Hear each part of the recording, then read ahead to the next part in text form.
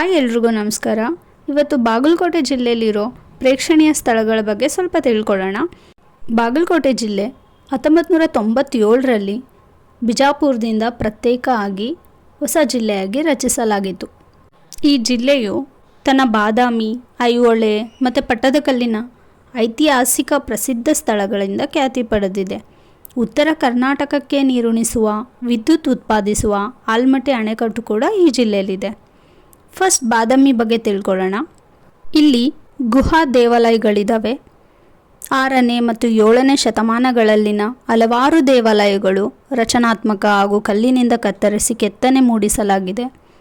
ಇದನ್ನು ಮೊದಲು ವಾತಾಪಿ ಅಂತ ಕರೀತಾ ಇದ್ದರು. ಬಾದಾಮಿನ ದೇವಾಲಯಗಳಿಗೆ 1ನೇ ಪುಲಿಕೇಶಿ ಅಡಿಪಾಯ ಹಾಕಿದ್ರು.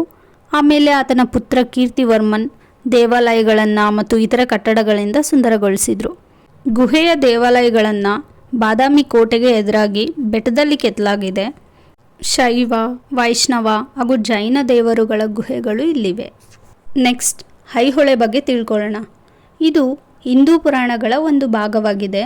ಇದು ಹಳ್ಳಿಯ ಉತ್ತರದ ಮಲಪ್ರಭಾ ನದಿ ದಂಡೆಯ ಮೇಲೆ ಒಂದು ನೈಸರ್ಗಿಕ ಕೊಡಲಿ ಆಕಾರದ ಬಂಡೆಯನ್ನು ಹೊಂದಿದೆ. ನದಿಯಲ್ಲಿರುವ ಬಂಡೆಯು ಒಂದು ಹೆಜ್ಜೆಗುರುತನ್ನು ತೋರಿಸುತ್ತೆ.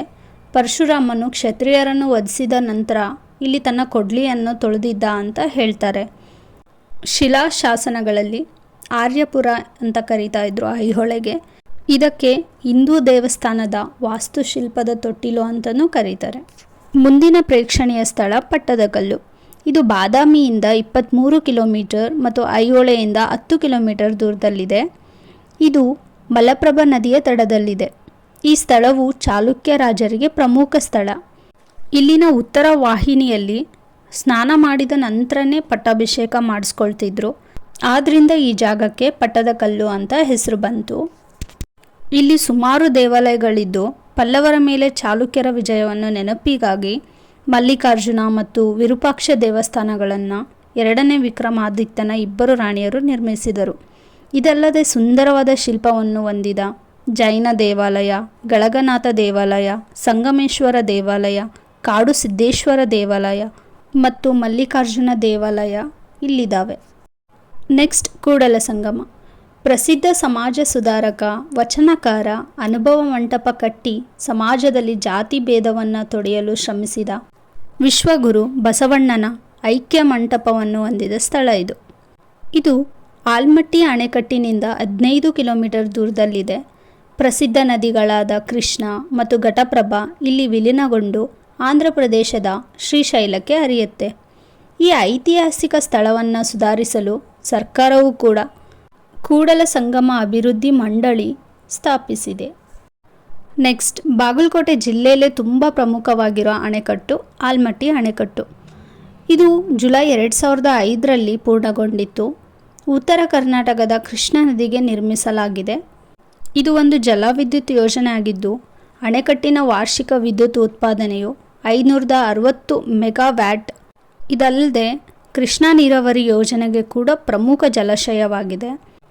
ಇದು ಭೌಗೋಳಿಕವಾಗಿ ವಿಜಯಪುರದ ಅಂಚಿನಲ್ಲಿದ್ದರೂ ಬಾಗಲಕೋಟೆಯ ಬಹಳಷ್ಟು ಪ್ರದೇಶಗಳು ಈ ಜಲಾಶಯದಲ್ಲಿ ವಿಲೀನವಾಗಿವೆ.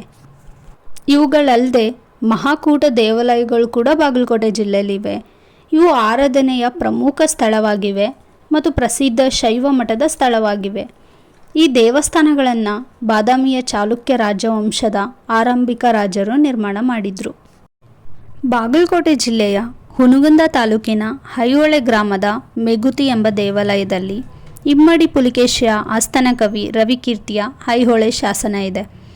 ಈ ಶಾಸನವು ಸಂಸ್ಕೃತ ಭಾಷೆಯಲ್ಲಿದ್ದು ನರ್ಮದಾ ನದಿ ಕದನಕ್ಕೆ ಸಂಬಂಧಿಸಿದೆ. ಈ ಜಿಲ್ಲೆಯ ಇಳ್ಕಲ್ ಸ್ಥಳವು ಪಿಂಕ್ ಗ್ರಾನೈಟ್ ಮತ್ತು ಸೀರೆಗಳಿಗೆ ಹೆಸರುವಾಸಿಯಾಗಿದೆ. ಮತ್ತು ಈ ಜಿಲ್ಲೆಯ ಮುದ್ದೋಳ್ ತಾಲೂಕಿನ ಅಲಗಲಿಯಲ್ಲಿ 1857ರಲ್ಲಿ ಬೇಡರು ಸಶಸ್ತ್ರ ದಂಗೆ ನಡೆಸಿದ್ರು. ಭಾರತದ ಉಪರಾಷ್ಟ್ರಪತಿಯಾದ ಏಕೈಕ ಕನ್ನಡಿಗ ಮತ್ತು ಹಂಗಾಮಿ ರಾಷ್ಟ್ರಪತಿಯಾದ ಏಕೈಕ ಕನ್ನಡಿಗ ಬಿ.ಡಿ. ಜತ್ತಿಯವರು ಬಾಗಲಕೋಟೆ ಜಿಲ್ಲೆ ಜಮಖಂಡಿ ತಾಲೂಕಿನ ಸಾವಳಗಿ ಎಂಬ ಹಳ್ಳಿಯ ಹೆಸರಾಂತ ರಾಜಕಾರಣಿ. ಈ ತಾಲೂಕಿನ ಎಡಹಳ್ಳಿ ವನ್ಯಜೀವಿ ಧಾಮವು ಚಿಂಕಾರ ಜಿಂಕೆಗಳಿಗೆ ಪ್ರಸಿದ್ಧಿಯಾಗಿದೆ. ಬಾಗಲಕೋಟೆ ಜಿಲ್ಲೆಯ ನವನಗರ ಕರ್ನಾಟಕದ ಮೊದಲ ಯೋಜಿತ ನಗರವಾಗಿದೆ. ಇಲ್ಲಿನ ಕೂಡಲ ಸಂಗಮ ಕೃಷ್ಣ ಮತ್ತು ಮಲಪ್ರಭಾ ನದಿಗಳ ಸಂಗಮವಾಗಿದೆ. ಈ ಜಿಲ್ಲೆಯ 9 ತಾಲೂಕುಗಳು ಬಾಗಲಕೋಟೆ, ಬಾದಾಮಿ, ಹುನಗುಂದ, ಮುದ್ದೋಳ್, ಜಮಖಂಡಿ, ಬೀಳಗಿ, ಬನಹಟ್ಟಿ, ಇಳಕಲ್ ಮತ್ತು ಗುಳೇದಗುಡ್ಡ